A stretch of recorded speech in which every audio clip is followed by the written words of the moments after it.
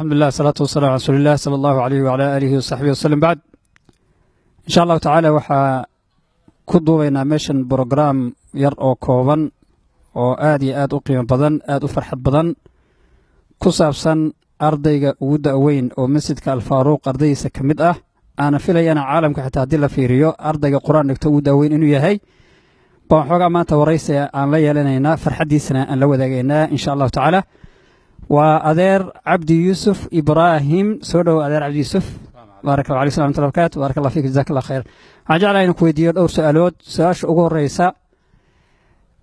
goormo ayaad bilowday qur'aanka qur'aanka waxaan bilaabay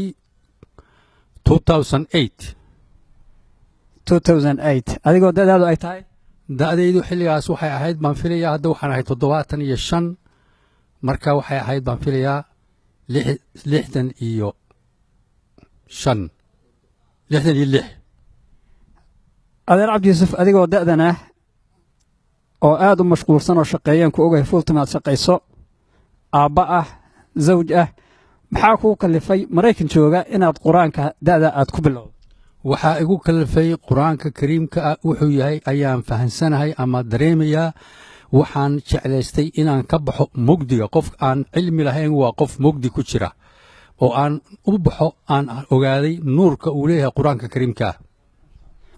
maasha allah jazaak allah khayr qur'aanka markii aad bilaabaysay xaggee baad ka bilowday see baad u bilowday waxaan ka bilaabay alif baan ka bilaabay alfaaruq iyo maaragtay yaa ii bilaabeen macallimiinta waxaanan ka bilaabay alif waxmaale maasha allah jazaak allah khayr baarak allah fiik waa go-aan adag weeye hadda qur'aankii xaggee baad ka maraysaa alif baad ka bilowday hadda waxaan ka marayaa suuratulhuud oo ah suuradaha qur-aanka xagga dhinaca u badan waa kala barkii waan dhaafay waxaan marayaa suuratulhuud macallimiinta faaruq iyo ardada faaruqna si wanaagsan bay iila shaqeeyaan ii caawiyaan jazaak allahu khayran baarak allahu fiika maxaad dareemaysaa hadda ood marayso suuratu huud xilliga qur-aankaa soo bilowday iyo hadda dareenkaagu sidee buu yahay aad baan ugu faraxsanahay markaan soo dhex galo macallimiinta iyo ardada iyo markaan arko iyo qur-aanka sida loo akrinayo aad baan ugu farxaa inaan dhex joogo habeen iyo maalin ayaan jeclaystaa marka waa nuur baa ii baxaya markaan dhex joogo salaamu calaykum alaykum salam watullahi barakatu maasha allah ilaahay hana nuuriyo waa nuurka qur-aanka weeye su-aashayda ugu dambaysa dadka muslimiinta ah oo laga yaabo inay ku fiirsadaan ama ay ku daawadaan lagana yaabo haddeer qur-aanka inaysan wakhti badan aysan gelinin maxaa dadkaas ugu baaqi lahayd fariin aad u diri lahayd ugu naseexayn lahayd waxaan kula dardaarmayaa in aan wakhti aysan lahayn waxbarashada qofkii walba ee qalbiga ku qabta ee go'aan leh inuu baran karo wakhti kasta iyo da' kasta uu joogo haddaad istiraahdo waad gabowday iyo waad tahay iyo waad shaqaysaa iyo cudurdaar aad samaysato waxba ma qabsan kartid marka qof kasta inuu bilaabo oo barto xilligiisana uu qaybsado uu qofku leeyahay yool iyo hadaf السلام عليكم عليكم السلام جزاك الله خيرا بارك الله فيك إن شاء الله تعالى هذا أدير بان uga baxaya wuxuu soo jeedin doonaa kelimo yar oo kooban oo ku saabsan ardayga dadaala ama qofka dadaala iyo qofka aan dadaalin tusaalayaal laga sameeyey farqigooda buu akhrin doonaa in sha allahu tacaala adeer baan marka ku wareejinayaa mikrofoonka in sha allahu tacaala isagaa barnaamijka inoo soo jeedinaya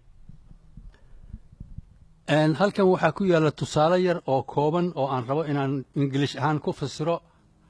ingiriis ahaan dadku sida badan dadku waa wada yaqaanaan ingiriiska tusaalahaas aad buu maxaa tusaale u yahay qofka shaqaysanaya ama qofka dadaalaya iyo qofka aan dadaalaynin marka magaca waxay u bixiyeen qofka dadaalaya winner qofka aan dadaalaynin waxay u bixiyeen loser qofka dadaalaya wuxuu leeyahay a winner always has a program a loser always has an excuse A winner says, let me do it for you. A loser says, that is not my job. A winner sees an answer for every problem.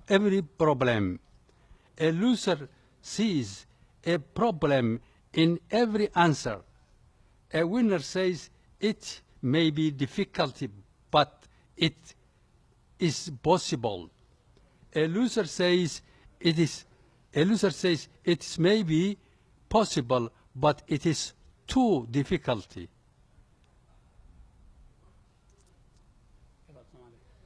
ha marka intaasaa nagu filan warqaddu way badan tahay marka waxaan intaa u soo qaatay tusaalahaas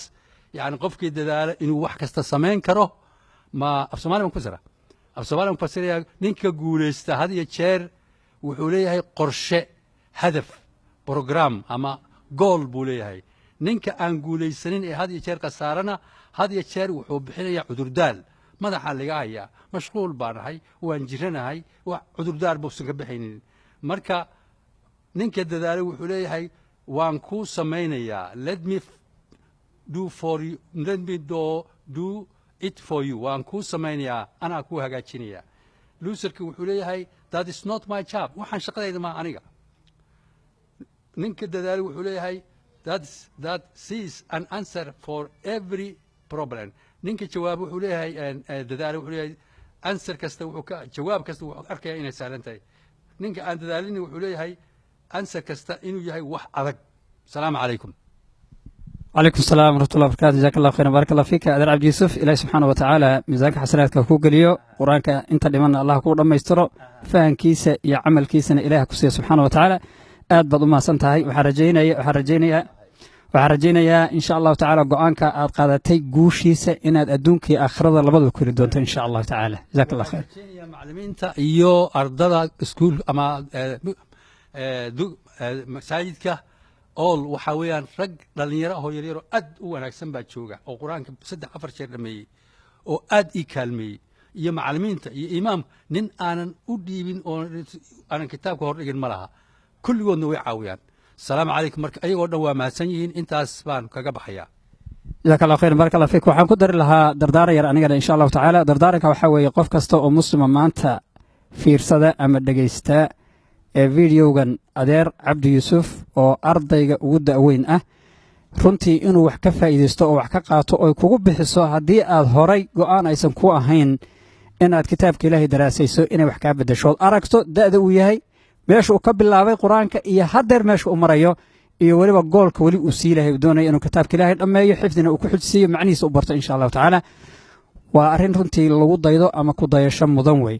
su'aalo labaad baa idin sheegi lahaa aniga macallinkii quraanka soo baray adeerkay uu ahaa macallin Yuusuf aw aadan Ilaahay u naxariisto subxaanahu wa ta'ala waxaan xusuustaa quraanka markuu noo dhigayay da'bu ahaa sida adeer oo kale ka badan 10 caruur ayuu lahaa caruurtiisana arday wada ahayn qaarnaga iga waaweynaa qaar iga yaryaraaba sida taariikhda aan ku helay ama sheekada ay ugu soo gaadhay quraanka wuxuu bilaabay isaga oo da'daas weyn buu quraanka bilaabay go'aankaas iyo casiimadaas Ilaahay siiyay